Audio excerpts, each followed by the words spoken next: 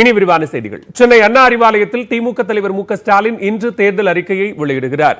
தமிழக சட்டமன்ற தேர்தலுக்கான வேட்புமனு தாக்கல் தொடங்கியதை அடுத்து தேர்தல் களம் சூடுபிடிக்க தொடங்கியுள்ளது. இதனிடையே பலகட்ட பேச்சுவார்த்தைகளுக்கு பின்னர் திமுக கூட்டணியில் தொகுதி உடன்பாடு எட்டப்பட்டது. அதனைத் தொடர்ந்து 173 தொகுதிகளில் போட்டியிடும் திமுக வேட்பாளர்களின் பட்டியலை ஸ்டாலின் நேற்று வெளியிட்டார். இந்நிலையில் அண்ணா அறிவாலயத்தில் திமுகவின் தேர்தல் அறிக்கை இன்று வெளியிடப்படுகிறது. தேர்தல் அறிக்கையில் வாக்காளர்களை கவரும் வகையில் பல்வேறு கவர்ச்சிகரமான அறிவிப்புகள் இடம்பெறும் என்று ஸ்டாலின் ஏற்கனவே தெரிவித்திருந்தார். அதன்படி கல்விக் கடன் மற்றும் விவசாய கடன் தள்ளுபடி போன்ற பல்வேறு அறிவிப்புகள் இடம்பெறும் என்று எதிர்பார்க்கப்படுகிறது.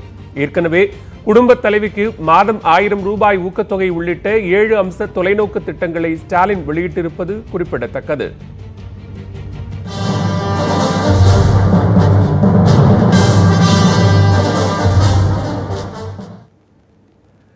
திமுக நிர்வாகிகள் 20 பேரின் வாரிசுகளுக்கு தேர்தலில் போட்டியிட வாய்ப்பு வழங்கப்பட்டிருப்பதாக முதலமைச்சர் எடப்பாடி பழனிசாமி குற்றம் சாட்டியுள்ளார். தமிழகத்தில் வாரிசு அரசியல் என்ற பேச்சுக்கே இடமில்லை என்றும் உழைப்பவர்களே ஆட்சிக்கு வர முடியும் என்றும் அவர் திட்டவட்டமாக தெரிவித்திருக்கிறார். சட்டப்பேரவை தேர்தல் தேதி அறிவிக்கப்பட்டதை தொடர்ந்து முதலமைச்சர் எடப்பாடி பழனிசாமி தனது பிரச்சாரத்தை மீண்டும் தொடங்கியுள்ளார். சேலம் மாவட்டம் ஏற்காடு தொகுதியில் போட்டியிடும் அதிமுக வேட்பாளர் சித்ராவிற்கு ஆதரவு திரட்டி வாழப்பாடியில் திறந்தவேனில் முதலமைச்சர் பிரச்சாரம் செய்தார். அப்போது திமுக ஆட்சிக்கு வந்தால் அராஜகம் தழைத்தோங்கும் என விமர்சித்த அவர் ஸ்டாலினை போல முதலமைச்சர் கனவுடன் தாம் இருந்ததில்லை எனவும் குறிப்பிட்டார். இதனைத் தொடர்ந்து கெங்கவல்லி தொகுதி அதிமுக வேட்பாளர் நல்லதம்பிக்கு ஆதரவாக தம்மம்பட்டியில் முதலமைச்சர் எடப்பாடி பழனிசாமி பரப்புரை மேற்கொண்டார். அப்போது பேசிய அவர் ஆதாரமே இல்லாமல் ஸ்டாலின் குற்றம் சாட்டுவதாகவும் புகார் தெரிவித்தார். அடிப்படை ஆதாரம் என்ன? அடிப்படை ஆதாரமே இல்லாத குற்றச்சாட்டு சொல்லுகிறார். நான் ஏற்கனவே பல கூட்டத்தில் சொல்லிக்கிறேன். இன்றைக்கு நடந்த இந்திய பத்திரிகை அந்த கூட நிகழ்ச்சியில் பங்கு பெறுவது சொன்னேன். ஸ்டாலின் அவர்களே, எங்களுடைய அரசு மீது வழி சுமத்துறீர்கள். நாங்க ஒரு ஸ்டேஜ் தம்மம்பட்டியில ஸ்டேஜ் போடலாம். நீ ஒரு மைக்க முடி, நான் ஒரு மைக்க முடிகிறேன். எங்க அரசு மீது குற்றத்தை சொல்லு. அப்போது செந்தில் சுமதி தம்பதியின் குழந்தைக்கு ஜெயஸ்ரீ என்று பெயர் சூட்டினார்.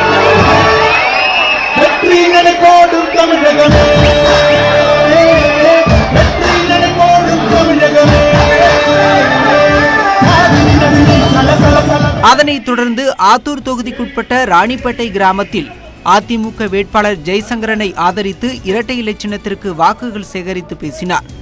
அப்போது தமிழகத்தில் வாரிசு அரசியல் என்ற பேச்சுக்கே இடம் கிடையாது என்றும் தெரிவித்தார்.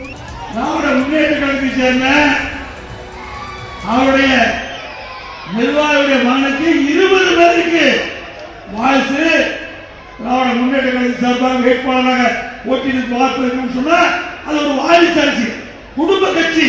ராஜபரமுடியா நீ எதிர்கொண்டு நீங்க முதலமைச்சர்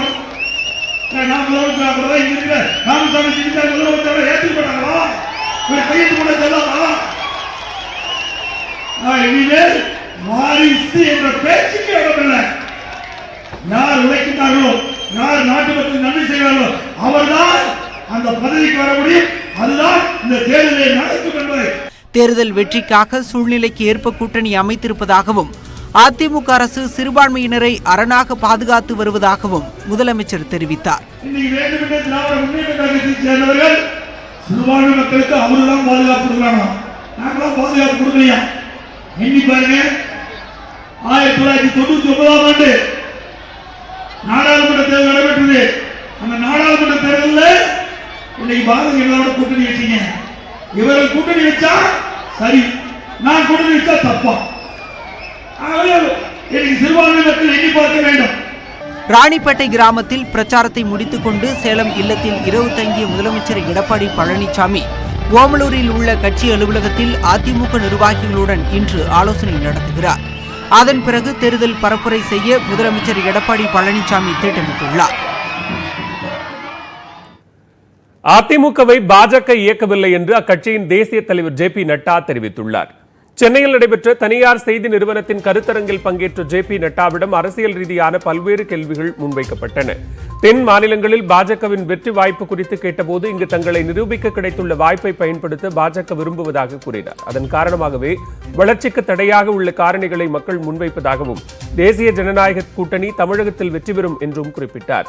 திமுக காங்கிரஸ் கூட்டணி ஆட்சியில் நடந்த ஊழல்களை மக்கள் மறக்கவில்லை என்றும் அதிமுக அரசுக்கு மக்கள் மத்தியில் எதிர்ப்பு இல்லை என்றும் கூறினார். அதிமுகவை பாஜக இயக்குகிறதா என்ற கேள்விக்கு பதிலளித்த நட்டா, அது தங்கள் பாணி கிடையாது என்றும் பாஜக பெரிய அண்ணன் போல் செயல்படுவதாக இருந்தால் கூட்டணி வேறு மாதிரியாக இருந்திருக்கும் என்றும் தெரிவித்தார். சசிகலா தொடர்பான கேள்விக்கு அவர் அரசியலில் இருந்து ஓய்வு பெற்றதற்கும் பாஜகவிற்கும் எந்தவித சம்பந்தமும் இல்லை என்று கூறினார். ஜெயலலிதாவின் ஆட்சியை மீண்டும் காணவே சசிகலா விரும்புவதாகவும் அதிமுக அதனை செய்ய முடிவு செய்துள்ளதாகவும் ஜே.பி. நட்டா தெரிவித்தார். நூல் விலை உயர்வை கண்டித்து 15ஆம் தேதி திருப்பூரில் பின்னலாடை நிறுவனங்கள் கடைகள் வேலைநிறுத்தத்தில் ஈடுபட போவதாக அறிவித்திருக்கின்றன. கூடுதல் விவரங்களோடு இணைகிறார் எமது செய்தியாளர் பாலாஜி பாஸ்கர். பாலாஜி, இந்த வேலை நிறுத்தத்திற்கான காரணங்கள் என்ன? அவர்கள் தரப்பிலிருந்து முன்வைக்கப்படக்கூடிய கோரிக்கைகள் என்ன? விவரங்களை பதிவு செய்யலாம். நிச்சயமாக வாழ்வேல். அதாவது திருப்பூர் என்பது பின்னலாடைகளின் ஒரு முக்கிய நகரமாக விளங்குகிறது. இங்கிருந்து ஆண்டுக்கு 26,000 கோடி ரூபாய்க்கான பின்னல் ஆடைகள் வெளிநாடுகளுக்கு ஏற்றுமதி செய்யப்பட்டும் உள்நாட்டு தேவைக்கு என 18,000 கோடி ரூபாய்க்கு மேல் வர்த்தகமாகி கொண்டிருக்கிறது. அதாவது ஆண்டுக்கு மட்டும் சுமார் 48,000 கோடி ரூபாய் வர்த்தகத்தை இந்த பின்னலாடை நிறுவனங்கள் நேரடியாகவும் மறைமுகமாகவும் செய்து வரக்கூடிய ஒரு சூழ்நிலையில் தற்பொழுது நூல் விலையானது கடுமையாக உயர்ந்துள்ளது. இதற்கு முக்கியமான காரணமாக நூல் தட்டுப்பாடு கூறப்படுகிறது. அதாவது நூல் தட்டுப்பாடு என்பது பெரிய அளவில் உள்ளதால் இந்த நிறுவனங்கள் அனைத்தும் தற்பொழுது, அதாவது இந்த நூல் பாலைகள் அனைத்துமே தற்பொழுது வெளிநாடுகளுக்கு நூல்களை நேரடியாக ஏற்றுமதி செய்வதாகவும் இதன் காரணமாக இந்தியாவில் இருக்கக்கூடிய, அதாவது குறிப்பாக திருப்பூரில் இருக்கக்கூடிய பின்னலாடை நிறுவனங்களுக்கு நூல்கள் கிடைப்பதில்லை எனவும் முன்பே பெறப்பட்ட ஆர்டர்கள், அதாவது 100 ரூபாய்க்கு பெறப்பட்ட ஆர்டர்களில் தற்பொழுது நூல் விலை உயர்வு, அதாவது 3 மாதத்தில் 70 ரூபாய் உயர்ந்துள்ள சூழ்நிலையில் தற்பொழுது 120 ரூபாய் வரைக்கும் தங்களுக்கு அந்த துணியை தயாரிக்கக்கூடிய செலவு ஆகக்கூடியதால் தங்களுக்கு இது கட்டுப்படி ஆகவில்லை எனவும் நூல் விலையானது தட்டுப்பாடுகள் குறைந்து சீராகும் வரையிலும் ஏற்றுமதியை தடை செய்ய வேண்டும் எனவும் மத்திய மாநில அரசுகள் உடனடியாக இதனை கவனத்தில் கொண்டு தகுந்த நடவடிக்கை எடுக்க வேண்டும். 10 லட்சம் தொழிலாளர்களின் வாழ்வாதாரத்தை பாதிக்கும் என்பதால் இந்த விஷயத்தில் உடனடியாக தலையிட வேண்டும் என திங்கட்கிழமை அன்று அதாவது பின்னலாடை நிறுவனங்கள் அனைத்தும் வேலை நிறுத்தத்திலும் தொழிற்சங்கங்கள் மற்றும் கடைகள் வணிக நிறுவனங்கள் அனைத்தும் கடையடைப்புக்கும் அழைப்பு விடுத்திருந்தன. இதன் காரணமாக 300 கோடி ரூபாய் அளவிற்கு வர்த்தகம் அன்று ஒரு நாள் மட்டும் பாதிக்கப்படும் என்று தெரிய வருகிறது. பாலவேல், நன்றி பாலாஜி, விரிவான விவரங்களுக்கு.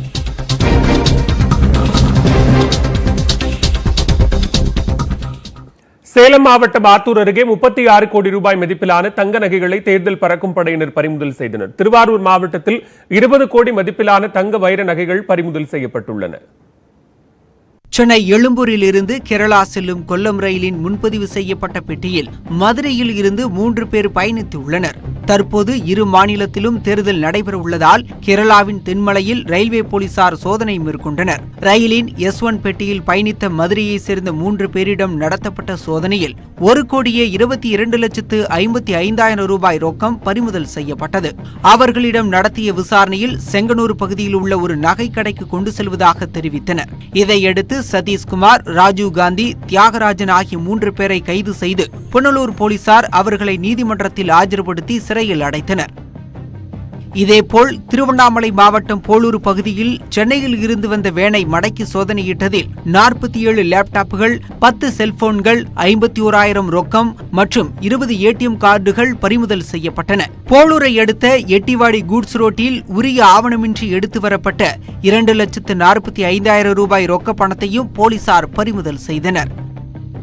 திருப்பூரில் SAP சிக்னல் அருகே தேர்தல் பறக்கும் படையினர் நடத்திய சோதனையில் டெம்போவில் எடுத்து வரப்பட்ட 2,40,000 ரூபாய் மதிப்பிலான 445 அரிசி மூட்டைகள் பறிமுதல் செய்யப்பட்டன. விசாரணையில் பொல்லிக்காளிப்பாளையத்தில் உள்ள ஆலையில் இருந்து கடைகளுக்கு விநியோகம் செய்வதற்காக அரிசி மூட்டைகளை எடுத்து வந்தது தெரியவந்தது. ஆலை உரிமையாளர் உரிய ஆவணங்களை சமர்ப்பித்ததும் 5 மணி நேரத்திற்கு பின்னர் அரிசி மூட்டைகளுடன் டெம்போவை விடுவித்தனர். இதனிடையே திருவாரூர் மாவட்டத்தில் பறக்கும் படையினர் சோதனையில் 20 கோடி ரூபாய் தங்க வைர நகைகள் பறிமுதல் செய்யப்பட்டன. மன்னார்குடியை அடுத்த வடுவூர் சோதனை சாவடியில் தேர்தல் பறக்கும் படையினர் சிறிய ரக கண்டெய்னர் லாரியை பிடித்து சோதனை நடத்தினர். இதில் 9 கோடியே 82 லட்சம் மதிப்பிலான தங்க நகைகள் சிக்கின. இதேபோன்று மாவட்டம் முழுவதும் உள்ள 14 சோதனை சாவடிகளில் நடத்தப்பட்ட சோதனையில் 19 கோடியே 28 லட்சம் மதிப்பிலான 65 கிலோ தங்கம் வைர நகைகள் பறிமுதல் செய்யப்பட்டன. முதற்கட்ட விசாரணையில் நகைக்கடைகளில் பழைய நகைகளுக்கு பதிலாக புதிய நகைகளை மாற்றுவதற்காக தனியார் நிறுவனம் சார்பில் நகைகள் அனுப்பி வைக்கப்பட்டது தெரியவந்தது. இதனையடுத்து உரிய ஆவணங்களை சமர்ப்பித்து நகைகளை பெற்றுக் கொள்ளும்படி அதிகாரிகள் அறிவுறுத்தினர். இதேபோன்று சேலம் மாவட்டம் தலைவாசல் அருகே தேர்தல் பறக்கும் படையினர் வாகன சோதனையில் ஈடுபட்டிருந்தனர். அப்போது அந்த வழியாக வந்து தனியார் நகைக்கடைக்கு சொந்தமான வாகனத்தை மடக்கி சோதனையிட்டதில் 36 கோடி மதிப்பிலான 237 கிலோ தங்க நகைகள் சிக்கின. அவற்றுக்கு உரிய ஆவணங்கள் இல்லாததால் நகைகள் பறிமுதல் செய்யப்பட்டு கருவூலத்தில் ஒப்படைக்கப்பட்டது. வாகன ஓட்டுநர் உட்பட 3 பேரிடம் விசாரணை நடத்தப்பட்டு வருகிறது. வீட்டுக்கு ஒருவருக்கு அரசு வேலை வழங்கப்படும் என அம்மா மக்கள் முன்னேற்ற கழகத்தின் தேர்தல் அறிக்கையில் தெரிவிக்கப்பட்டுள்ளது. திமுக, அதிமுக மட்டுமின்றி டிடிவி தினகரன் தலைமையிலான அமமுகவும் கூட்டணி அமைத்து சட்டமன்ற தேர்தலை எதிர்கொள்கிறது. இதற்கான வேட்பாளர்கள் பட்டியலும் வெளியிடப்பட்டுள்ள நிலையில் சென்னை ராயப்பேட்டையில் உள்ள OMCA மைதானத்தில் அக்கட்சியின் பொதுக்கூட்டம் நடைபெற்றது. நிகழ்ச்சியில் பங்கேற்ற டிடிவி தினகரன் அமமுகவின் தேர்தல் அறிக்கையை வெளியிட்டு உரையாற்றினார். அதில் வீட்டில் ஒருவருக்கு அரசு பணி வழங்கப்படும், விவசாயிகளுக்கு உரம் உள்ளிட்ட இடுபொருட்கள் வீடு தேடி வழங்கப்படும், உள் இடஒதுக்கீட்டில் எந்த ஒரு சமூகமும் பாதிக்கப்படாத வகையில் தெளிவான நிலைப்பாடு எடுக்கப்படும் போன்ற அறிவிப்புகள் இடம்பெற்றன. விவசாயிகளுக்கு நெல்லுக்கான குறைந்தபட்ச ஆதார விலை குவிண்டாலுக்கு 3000 வரையிலும், கரும்புக்கான ஆதரவான விலை டன்னுக்கு 4000 நிர்ணயிக்கப்படும். தமிழகம் முழுக்க உள்ள 385 ஊராட்சி ஒன்றியங்களிலும் அம்மா கிராமப்புற வங்கி என்ற பெயரிலே தலா ஒரு வங்கி ஏற்படுத்தப்படும். மகாராஷ்டிரா, கர்நாடகா, குஜராத் உள்ளிட்ட மாநிலங்களைப் போல தமிழக அரசு பணிகளில் 85% தமிழகத்தைச் சேர்ந்தவரே நியமிக்கப்பட வேண்டும் என்ற சட்டம் கொண்டுவரப்படும். ஐபாக் போன்ற எந்த ஒரு குழுவையும் கொண்டு நாங்கள் திட்டங்களை உருவாக்கவில்லை என்றும் மக்களின் தேவைகளை அறிந்து திட்டங்களை தீட்டியுள்ளதாகவும் டிடிவி தினகரன் கூறினார். நிகழ்ச்சியில் கூட்டணி கட்சியான அகில இந்திய மஜ்லிஸ் கட்சித் தலைவர் அசாதுதீன் ஓவைசி மற்றும் அமமுக கட்சியின் முக்கிய நிர்வாகிகள் பலர் கலந்து கொண்டனர்.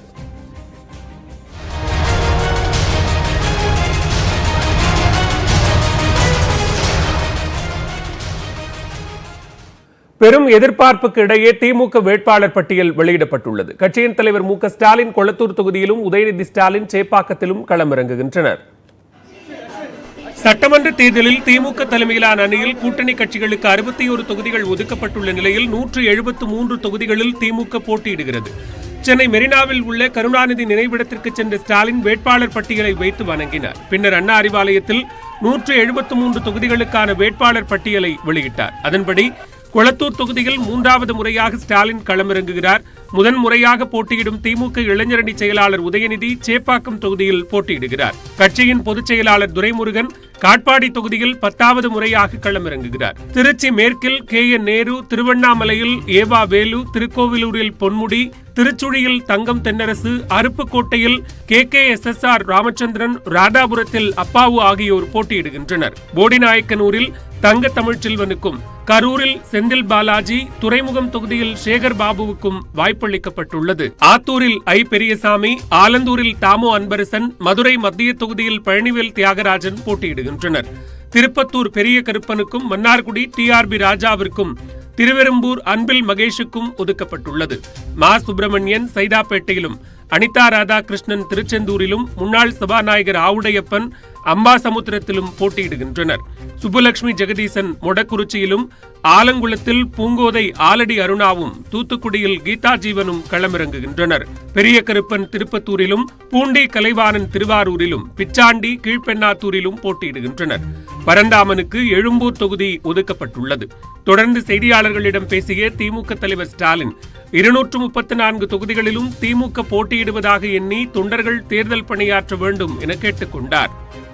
1971 தேர்தலில் 184 இடங்கள்ல உதயசூரியன் சின்னத்தை கைப்பற்றி மகத்தான சாதனை படைச்சார் தலைவர் கலைஞர் அவர்கள். அந்த சாதனையை இதுவரைக்கும் தமிழ்நாட்டில் யாரும் சாதிக்கல. ஆனால் வரப்போகிற தேர்தலில் திமுகவின் சாதனை திமுக தான் வெல்லும் அப்படிங்கிற எண்ணத்தில் தான் இந்த தேர்தல் களத்தில் நாங்கள் இறங்கியிருக்கிறோம். 234 தொகுதிகள் நிற்பது கழகம் என்று அனைவரும் நினைக்கணும்.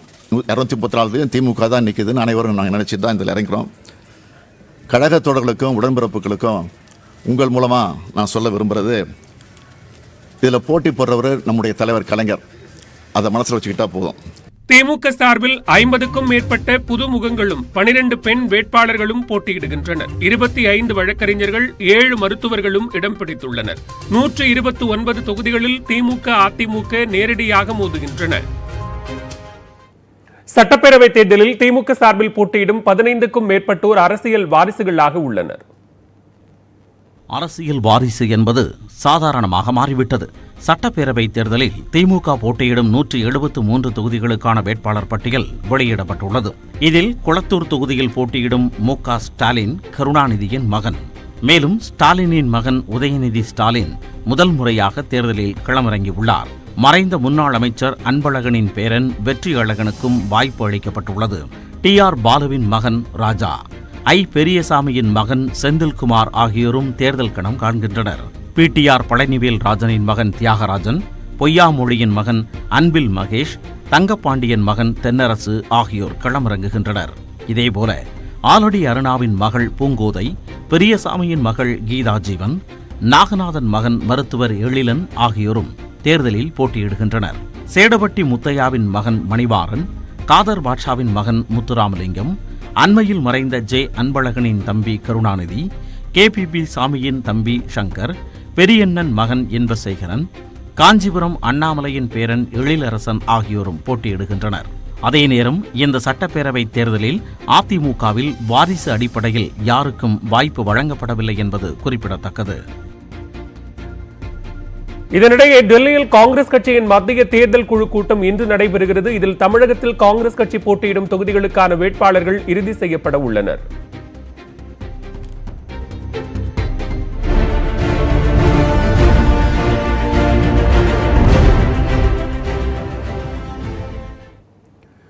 தமிழகம், புதுச்சேரி மற்றும் கேரள மாநில சட்டமன்ற தேர்தலுக்கான வேட்புமனு தாக்கல் நேற்று தொடங்கியது. முதல் நாளில் தமிழகத்தில் ஒரு பெண் உட்பட 59 பேர் வேட்புமனுக்களை தாக்கல் செய்ததாக தேர்தல் ஆணையம் தெரிவித்துள்ளது.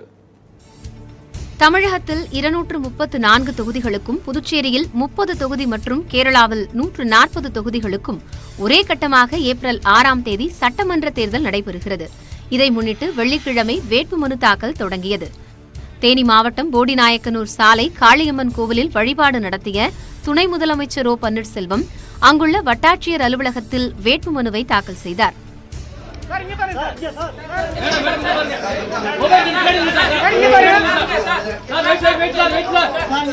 கடலூர் சட்டமன்ற தொகுதி அதிமுக வேட்பாளராக அறிவிக்கப்பட்டுள்ள தொழில்துறை அமைச்சர் MC சம்பத் தனது வேட்புமனுவை கடலூர் கோட்டாட்சியரும் தேர்தல் நடத்தும் அலுவலருமான ஜெகதீஸ்வரனிடம் தாக்கல் செய்தார். நாமக்கல் சட்டமன்ற தொகுதியில் போட்டியிடும் அகிம்சா சோசியல் கட்சி வேட்பாளர் ரமேஷ் காந்தி வேடம் அணிந்து சென்று வேட்புமனுவை சமர்ப்பித்தார்.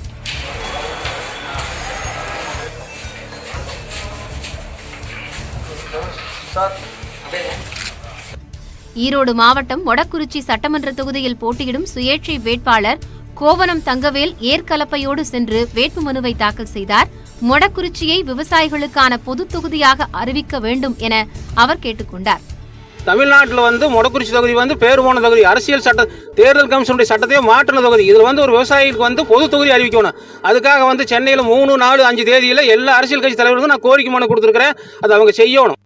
ராமநாதபுரம் மாவட்டம் திருவாடானை தொகுதியில் முதல் வேட்புமனுவை தேசியவாத காங்கிரஸ் வேட்பாளர் அன்பு பக்ருதீன் தாக்கல் செய்தார்.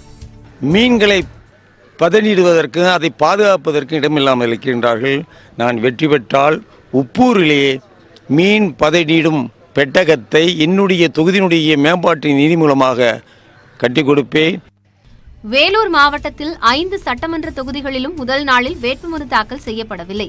முன்னேற்பாடுகளுடன் அதிகாரிகள் தயாராக இருந்த நிலையில் வேட்புமனுவை தாக்கல் செய்ய வேட்பாளர்கள் ஆர்வம் காட்டாததால் வட்டாட்சியர் அலுவலகங்கள் வெறிச்சோடி காணப்பட்டன.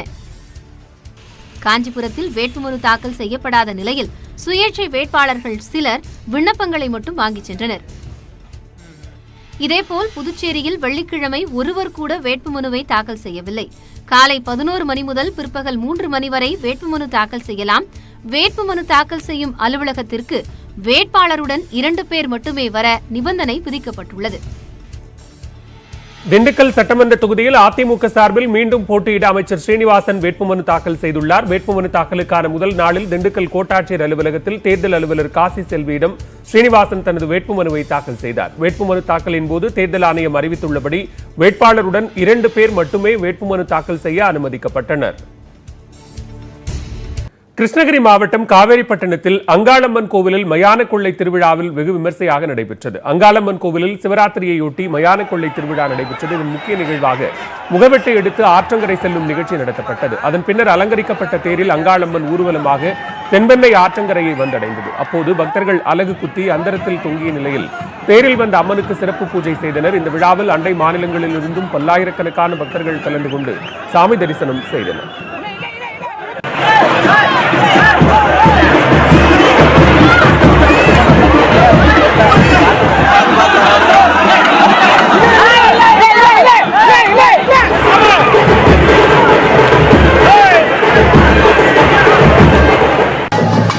இதேபோன்று சென்னை சோழிங்கநல்லூரில் அமைந்துள்ள அங்காளம்மன் கோவிலில் மயான கொள்ளை விமர்சையாக நடைபெற்றது. இது பக்தர்கள் தீச்சட்டி ஏந்தியும் அலகு குத்தியும் உடல் இழுத்தும் நேர்த்திக்கடன் செலுத்தினர். உடல் ஊனமுற்ற ஒருவர் வாயில் அலகு குத்தியவாறு வீல் சேரில் சென்றும் நேர்த்திக்கடன் செலுத்தினார். அத்துடன் கிரேன் உதவியுடன் ஆகாயத்தில் பறப்பது போல் சக்கரத்தில் சுழலுவது போன்றும் நூதன முறையில் வேண்டுதல்களை நிறைவேற்றினார்.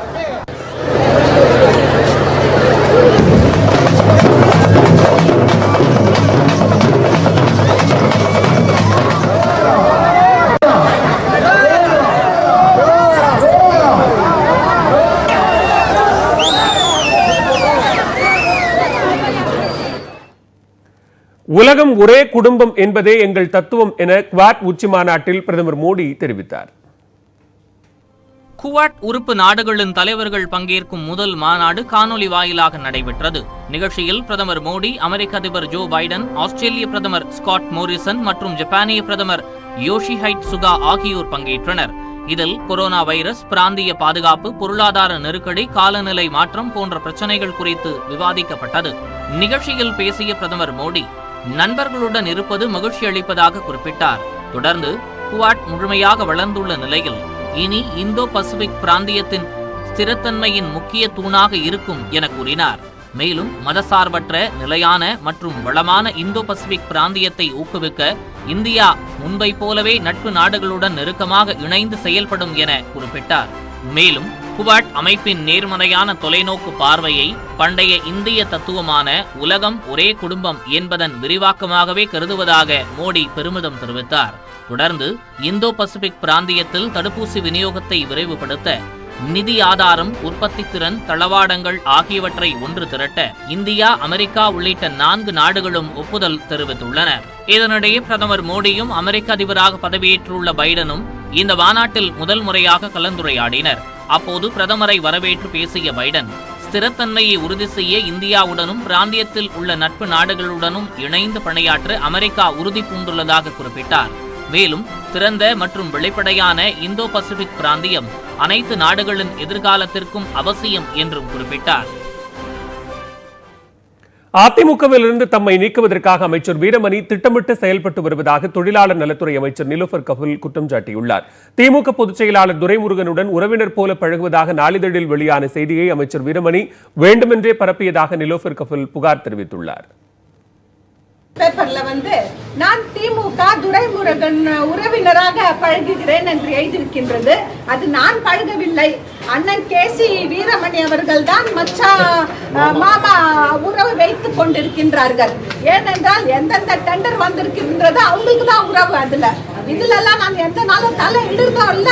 இது வரைக்கும் நான் துரைமுருகன் கிட்ட பேசியதே இல்ல. 1 மாசம் 2 மாசத்துக்கு முன்பு ஏலகிரியில யார் யார் கூட்டணியாக உட்காந்து பேசினாங்கன்னு எடுத்து பாருங்க. அதுல துரைமுருகன் உன்னை யாரோ ஒரு திமுக, எனக்கு பேர் மறந்துச்சு, எனக்கு தகவல் வந்தது யாரோ இன்னொருத்தர். அப்புறம் இவர் உட்காந்து பேசிதான் இன்றைக்கு காட்பாடியில ராமுக்கு போடுறாங்க. துரைமுருகனுக்கு எதிர்த்து ராமு ஜெயிக்க முடியுமா? யோசித்து பாருங்க. இவருக்கு எதிர்த்து நம்ம திமுக செயலாளர் யாரு தேவராஜ போடுறாங்க. அதாவது யாரு அவங்க 2 பேரும் வெற்றி பெறணும்.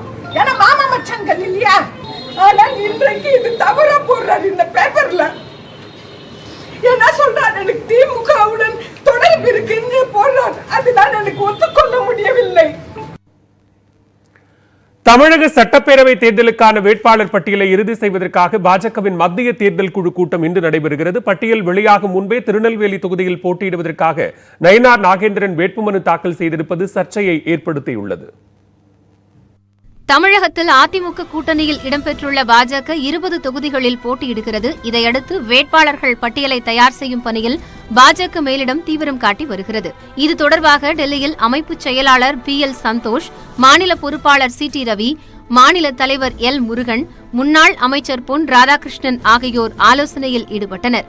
இந்த முதற்கட்ட ஆலோசனைக்கு பிறகு பாஜக தலைவர் JP நட்டா தலைமையில் ஆலோசனை நடத்தினர். இந்நிலையில் பாஜகவின் மத்திய தேர்தல் குழு கூட்டம் டெல்லியில் உள்ள பாஜக தலைமை அலுவலகத்தில் பிரதமர் நரேந்திர மோடி தலைமையில் சனிக்கிழமை காலை நடைபெறுகிறது. அப்போது தமிழகம், புதுவை, கேரளா தேர்தல்களில் போட்டியிடும் வேட்பாளர்கள் இறுதி செய்யப்பட உள்ளனர். இதையடுத்து விரைவில் வேட்பாளர் பட்டியல் வெளியிடப்படும் என எதிர்பார்க்கப்படுகிறது. இந்நிலையில் திருநெல்வேலி தொகுதியில் போட்டியிடுவதற்கு கட்சியின் மாநில துணைத் தலைவர் நயினார் நாகேந்திரன் வேட்புமனு தாக்கல் செய்தார். தேர்தல் அலுவலரான சிவகிருஷ்ணமூர்த்தியிடம் வேட்புமனுவை தாக்கல் செய்த பிறகு செய்தியாளர்களை சந்தித்த அவர் 5வது முறையாக திருநெல்வேலி தொகுதியில் போட்டியிட உள்ளதாகவும் ஜவுளி பூங்கா அமைக்க நடவடிக்கை எடுக்கப்படும் என்றும் தெரிவித்தார். பல நன்மைகளை திருநெல்வேலி தொகுதி மக்களோடு செய்து கொடுத்தோடு மட்டுமில்லாமல் அவருடைய வீடுகளிலும் எல்லா நிகழ்ச்சிகளிலும் நான் கலந்து கொண்டிருக்கிறேன். ஆக இந்த சூழ்நிலையில் நான் இப்பொழுது பாரதிய ஜனதா கட்சியின் சார்பாக போட்டியிடுகிறேன். இன்னும் என்னென்ன திட்டங்கள் தேவையோ, குடிநீர் பிரச்சனையாக இருந்தாலும் சரி, சாலை எல்லாமே நிறைவேற்றப்பட்டுள்ளது. இன்னும் திருநெல்வேலி தொகுதியை பொறுத்த மட்டிலும் ஒரு ஜவுளி பூங்கா உருவாக்குவதற்கு நமது ஏதுவான எல்லா சூழ்நிலையும் வரும்போது அதை ஏற்பாடு செய்யும் என்பதை தெரிவித்துள்ளேன். வேட்பாளர் பட்டியல் வெளியாகும் முன்பே நயினார் நாகேந்திரன் மனு தாக்கல் செய்துள்ளது சர்ச்சையை ஏற்படுத்தியுள்ளது. அதே நேரம் கட்சி மேலிடத்திற்கு தகவல் தெரிவித்த பின்னரே நயினார் நாகேந்திரன் மனு தாக்கல் செய்ததாக மேலிட பொறுப்பாளர் CT ரவி தெரிவித்துள்ளார். He has informed us. He is one of our important leader. He is one of the core committee member. And he told us today is auspicious day regarding him because that he filed the nominations. கட்சியின் வேட்பாளர் பட்டியல் வெளியிட்ட பிறகு மற்ற வேட்பாளர்கள் விரைவில் வேட்புமனுவை தாக்கல் செய்வார்கள் என எதிர்பார்க்கப்படுகிறது. மேலும் பல்வேறு அண்மை செய்திகளுக்கு தொடர்ந்து இணைந்திருங்கள். இது நியூஸ் 18 தமிழ்நாடு.